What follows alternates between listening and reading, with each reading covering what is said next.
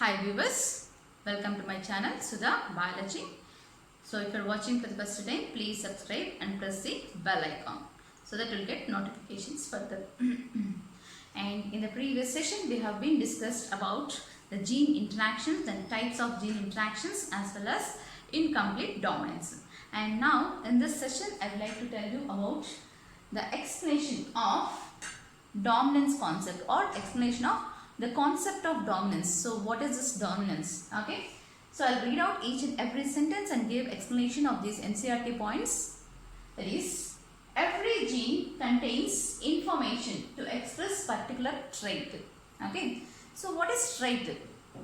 The character which is expressed is said as trait. Okay. So every gene, each and every gene contains the information to express any particular trait in order to express a particular character. So in the form of a phenotypic character which you are seeing externally, so that should be controlled by gene, and each and every character will be controlled by a particular gene. Okay, so and each and every character is controlled by a particular gene. And now the next point, that is, diploid organisms have two copies. So diploid organisms have two copies. Each gene, that is, two copies is nothing but alleles. So each diploid organisms have two copies of each gene called alleles. So in the haploid set, only one of the allele is present, but in diploid set, both the alleles are present together. Okay, so which may be either identical or non-identical. So this alleles may be identical or it can be non-identical. So identical means both are homozygous, whether it is dominant or recessive. Whether it is dominant or it is recessive. It may be identical or non-identical. Non-identical means like this. Okay, in heterozygous condition. So the alleles may be identical or non-identical, and one of them may be different due to, and one of them may be different, so due to some changes. So that is, some modifications it has been occurred. One of the allele may be different from the other one, original one, due to some changes it has undergone, which modifies the information. So as it has undergone some changes, it completely modifies the information of particular character, that is particular allele which is going to express that particular character. Okay, so one of the allele may be different due to some changes it has been undergone, which modifies the information what the allele contains. Okay, so what the information present in that allele will be changed. So that shows completely change in the phenotypic character. So if the genotype is changed, obviously phenotype is also changed. Okay, and modified allele could be responsible for the, so this modified allele could be responsible for the production of, okay, that is three.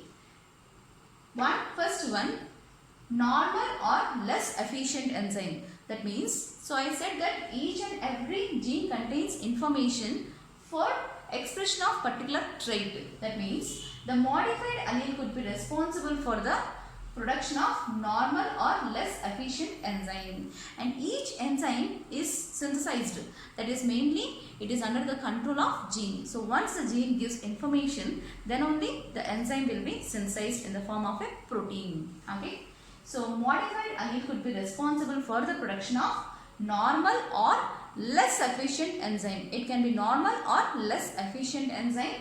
And second one, non-functional enzyme, or it can be no enzyme at all. So this modified allele, what it is producing, okay, it is responsible for the production of normal allele or normal enzyme or less efficient enzyme. So that allele, it can produce either normal allele or it can be less efficient enzyme.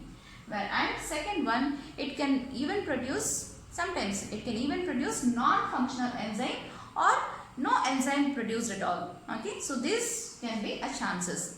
So in first case, the modified allele is equivalent to the unmodified allele. That means the phenotype will not be affected. Okay, so that will produce, that is, it will produce the same phenotype as the original. So no change in the unmodified allele will not be changing any phenotypic structure or phenotypic modification. It does not show any change in the phenotype. So phenotype will not be affected. In the second and third cases, what would be the reason? But if the allele produces, that is second and third, that is, what is second one? Non-functional enzyme, or if it is not producing enzyme at all, then what would be the situations? If the allele produces non-functional enzyme or no enzyme it is producing, no enzyme at all, the phenotype may be affected. You can see the changes in the phenotype. If the allele is modified, okay, then the allele produces the enzyme that is non-functional enzyme or no enzyme at all. So then there is chance of phenotype changes, that is phenotype may be affected. It will not be as like original phenotype. So there will be a changes in the phenotype. Okay, and the unmodified allele represents the, what is the unmodified allele? Which represents the original phenotype, what it is present in that character. Okay, so it is called as dominant allele. So the original phenotype which we are saying it as, which there is no changes, so that is considered as dominant allele. And if we are changing the changes, okay, that is modified allele is nothing but recessive allele. So modified allele is nothing but which is the changes of the original form of allele, that can be seen as modified allele, which is representing the recessive allele. So modified allele is nothing but recessive allele. Hence recessive trait is due to, so whatever the recessive traits which we are seeing, okay, so not all, in some cases recessive trait is due to either no enzyme or no non-function enzyme at all, non-functional enzyme produced.